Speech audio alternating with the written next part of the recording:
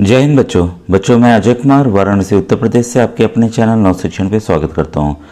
बच्चों 5 नवंबर को जो राष्ट्रीय आय योग्यता आधारित छात्रवृत्ति परीक्षा है यानी कि NMMS का एग्ज़ाम है, उसके लिए कुछ इंपॉर्टेंट मैथ्स के क्वेश्चंस बताने जा रहा हूं। ऑलरेडी कल के वीडियो में मैंने कुछ प्रश्नों को बताया था, तो आज मैं 168 से स्टार्ट कर रहा हूँ और कंप्लीट करने का प्रयास करूँगा। तो बच्चों देखिए, जो पहला प्रश्न आपको दिख रहा है, मैंने कल के वीडियो में 3 प्रश्न बताए भी थे। तो एक बच्चा, उसका नाम भूल रहा हूँ, उसने मैसेज भी किया था। तो इसका बच्चों पहला सवाल है, ए की वर्तमान आयु बी की दोगुनी है। तो देखिए, जब भी इस तरह के प्रश्न हो कि ए की वर्तमान आयु बी की दोगुनी है, तो जिसकी दोगुनी बोले, जिसका 2 गुना बोले, उसी को आप पहले x मान लीजिए कि बी की आयु कितनी है, x है। ठीक है, तो ए की कितनी हो जाएगी भाई, ए की दोगुनी है तो कितनी हो जाएगी, 2x हो जाएगी। ठीक है, क्लियर हो गया। अब देखिए करना क्या होता है। अब से 30 साल बाद आए, देखिए अगर पहले आए, मान लीजिए इसकी b की x हमने मान ली 30 साल बाद, मतलब 30 प्लस कर लेंगे। अगर यही बोले कि 5 वर्ष पूर्व, तो माइनस कर लेंगे। तो इस तरह से सवाल को हल कर सकते हैं। ठीक है, तो इसको हम आगे बढ़ते हैं।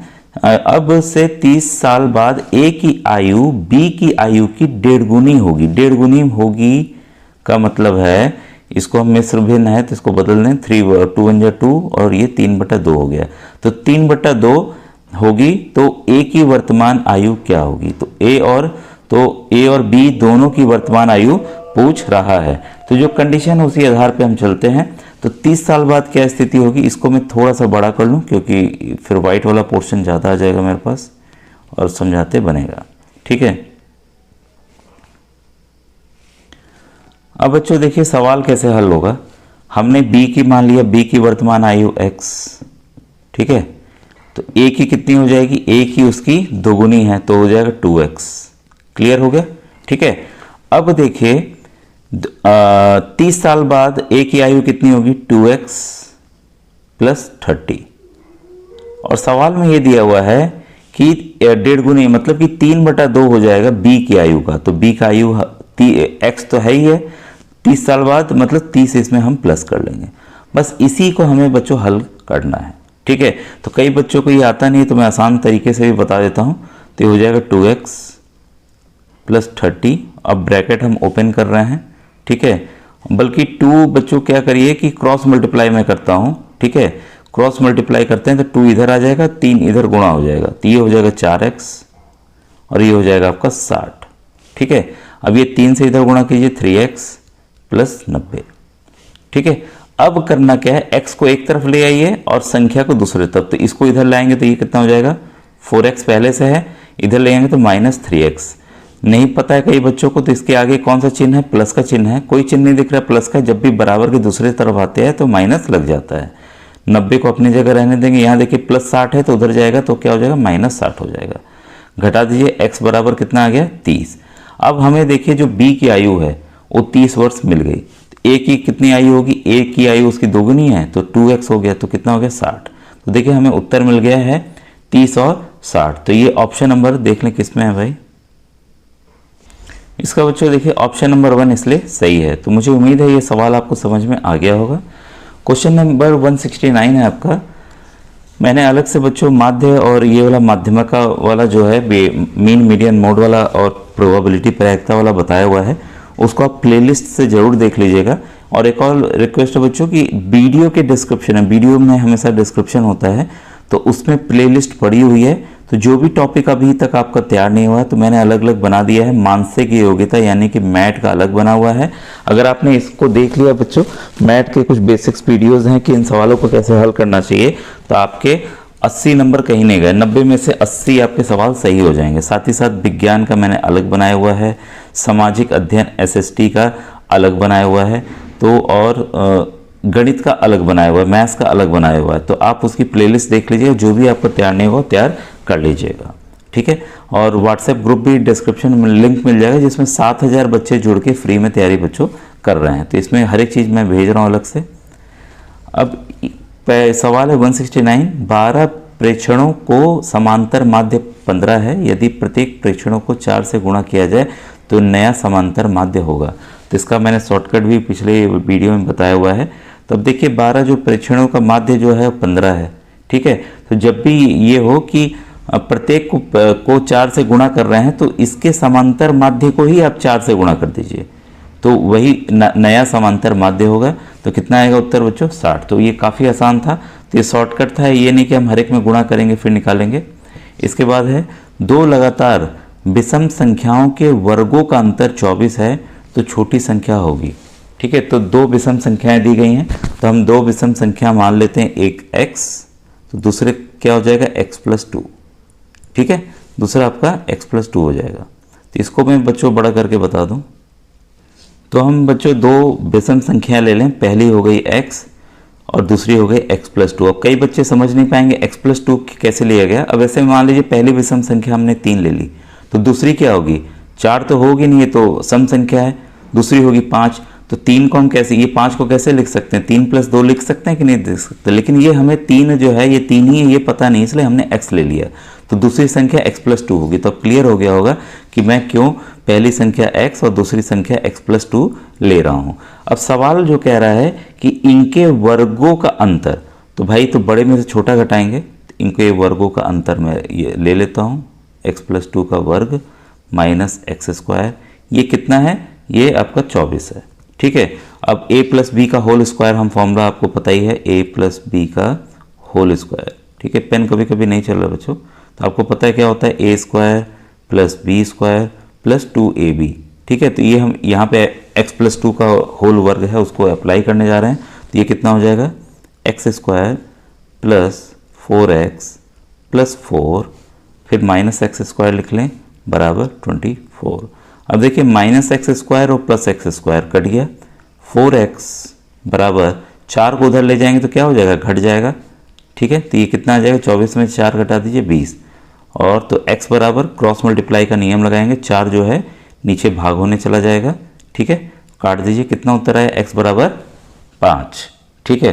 तो सवाल जो पूछ रहा था ये देखें बच्चों, इसने पूछा कि छोटी संख्या क्या होगी, तो छोटी संख्या ऑलरेडी हमने x माना हुआ था, x निकल आया है, तो 170 का बच्चों दूसरा उत्तर सही होगा, ठीक है। क्वेश्चन नंबर 171, अजय ने सिलाई मशीन 2500 2500 में खरीद कर 3000 में बेच दी, ठीक है। तो अजय का लाभ प्रतिशत ज्ञात कीजिए। सबसे पहले देखिए लाभ कितना हुआ, तो आसान है, आपको पता है विक्रय मूल्य माइनस ये विक्रय मूल्य है, ये आपका क्रय मूल्य है, तो इसको घटाना है, तो 3000 में से 2500 घटा दीजिए, तो लाभ कितना हुआ 500 हुआ, ठीक है।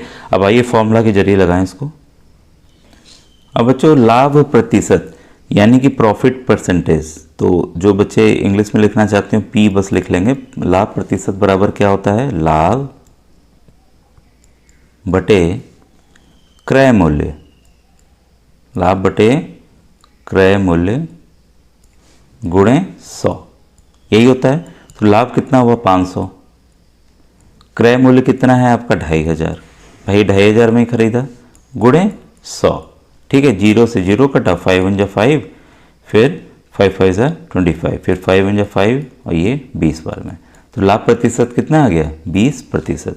तो आइए देखें उत्तर कौन सा सही है इसका। इसलिए बच्चों यहाँ पर ऑप्शन नंबर जो 2 है, ऑप्शन नंबर 3 जो है वो सही है, ठीक है। अब ये देखिए जब भी इस तरह के प्रश्न आते हैं, वर्ग पे वर्ग चढ़ा हुआ है, वर्ग पे वर्गमूल चढ़ा हुआ है, स्क्वायर रूट चढ़ा हुआ है, तो बच्चे परेशान हो जाते हैं कि आखिर इसको हल कैसे करना है, ठीक है। तो बच्चों इसका देखिए जो बेसिक तरीका है वो ये है कि पहले हम जो इधर से ना शुरू करके यहाँ से शुरू करेंगे, जो पहले वर्ग में है उसको वर्गमूल में उसको देखें, फिर जो उत्तर आए इसमें जोड़ के फिर इसको देखें, फिर जो इसका उत्तर आए उसको इसमें देखें, फिर इसमें देखें, इस तरह से ये क्रम इधर को बढ़ता चला जाएगा, उत्तर आपका आ जाएगा। सबसे पहली बात बच्चों, जब भी देखिए मैंने कहा है कि मानसिक योग्यता तथा गणित के प्रश्नों को जल्दी हल करने के लिए आपको 1 से 25 तक का वर्ग याद रखना पड़ेगा, ठीक है। तो वर्गमूल उससे आप आसानी से जान मिलेंगे। वैसे ही आपको घन भी 1 से 10 तक याद करना है, ठीक है। तो आइए इस प्रश्न को कैसे हल करेंगे जाने। बच्चों देखिए अब ये सवाल आपके सामने है, तो मैं और वर्ग नहीं चढ़ा रहा हूँ क्योंकि फिर उस पर कन्फ्यूज़न होगा, ठीक है। तो सबसे पहले ये जान लीजिए 225 का जो वर्गमूल होता है वो होता है 15, ठीक है। 15 × 15 करेंगे तो 225 आ जाएगा। तो जोड़ा बन गया, जब जोड़ा बन गया तो एक बाहर संख्या निकल आएगी, ठीक है। तो 15 इसका जो ये वर्गमूल है अब खत्म हो गया आपका, ये आ गया 15। तो 154 में अब हम क्या करेंगे, 15 को जोड़ देंगे जैसा यहाँ लिखा हुआ है। तो आप पूरा ना लिख के ऐसे शॉर्टकट तरीके से परीक्षा के दौरान करेंगे। तो इसको जोड़ लें, 9 ये 6 ये 169। अब ये 169 बच्चों ये वर्गमूल ये वाले में आ गया। एक और नया वर्गमूल इसके आगे है तो इस पर हम ध्यान नहीं देंगे, कन्फ्यूज़न होगा। अब 169 आपको पता है क्या होता है, 13 गुणे 13 मतलब 13 का वर्ग होता है। तो जोड़ा बन गया भाई, वर्गमूल है स्क्वायर रूट है तो क्या होगा, 13 बाहर आ जाएगा। तो ये वाला भी देखिए वर्गमूल आपका खत्म हो गया, उत्तर क्या आ गया 13। तो 13 हम क्या करेंगे 108 में जोड़ देंगे। ठीक है, तो ये देखिए आपका आ गया 1 ये 2 ये 1। अब ये देखिए वर्गमूल में है पहले से, 121 किसका है, 11 गुणे 11 का है। फिर ये जोड़ा बनाए तो 11 बाहर निकल आएगा। ठीक है, तो यहाँ तक देखिए खत्म हुआ, आ गया 11। तो 11 यहाँ हम जोड़ लेंगे, कितना आ गया 36। ये भी वर्गमूल में पहले से है। ठीक है, तो 36 का पता है बच्चों कितना होता है 6। तो ये भी खत्म हो गया। अब 10 में हम कितना जोड़ना है, 6 जोड़ना है। तो कितना आ गया 16। ये भी लेकिन वर्गमूल में पहले से है। ठीक है, तो 16 का कितना होता है वर्गमूल 4। तो आसानी से देखिए कितने आसान तरीके से हमें पता चल गया कि इसका उत्तर 4 आएगा। तो बच्चों यहाँ देखिए ऑप्शन नंबर 1 जो है इसलिए सही है। ठीक है, अब देखिए क्वेश्चन नंबर 173 है आपके सामने। 3 वर्षों के लिए 10% वार्षिक दर से एक धनराशि पर साधारण एवं चक्रवृद्धि ब्याज का अंतर 63.86 है, तो वह धनराशि है। बच्चों देखिए इसका एक लॉन्ग मेथड भी है। ठीक है, तो लॉन्ग मेथड में आप क्या करेंगे कि पहले आप साधारण ब्याज निकालेंगे, सिंपल इंटरेस्ट निकालेंगे, चक्रवृद्धि ब्याज निकालेंगे। ठीक है, फिर उसका अंतर कैलकुलेट करके निकालेंगे। तो ये काफ़ी बच्चों टाइम लेगा। तो एक शॉर्टकट ट्रिक मैंने ऑलरेडी एक वीडियो बनाया हुआ है शॉर्टकट फॉर्मूला का। ठीक है, तो आप प्लेलिस्ट में जाकर देख लीजिएगा। मैं उसी को यहाँ इस्तेमाल करके आपको जल्दी से एक प्रश्न बता देता हूँ, क्योंकि परीक्षा में बच्चों हमारे पास काफ़ी कम समय रहता है। एक बच्चों ध्यान रखिएगा, समय जो यहाँ है 3 वर्ष, जो रेट ऑफ इंटरेस्ट जो दर है आर जो है 10% है, और जो अंतर है, अंतर को हम लोग डी से रिप्रेजेंट करते हैं फॉर्मूला में। तो अंतर जो है 63.86 रुपये है। ठीक है, और ये पूछ रहा है वह धनराशि क्या है, तो मूलधन यानी कि जो पी है वह पूछ रहा है। इस कंडीशन में मैंने बच्चों फॉर्मूला बताया हुआ है।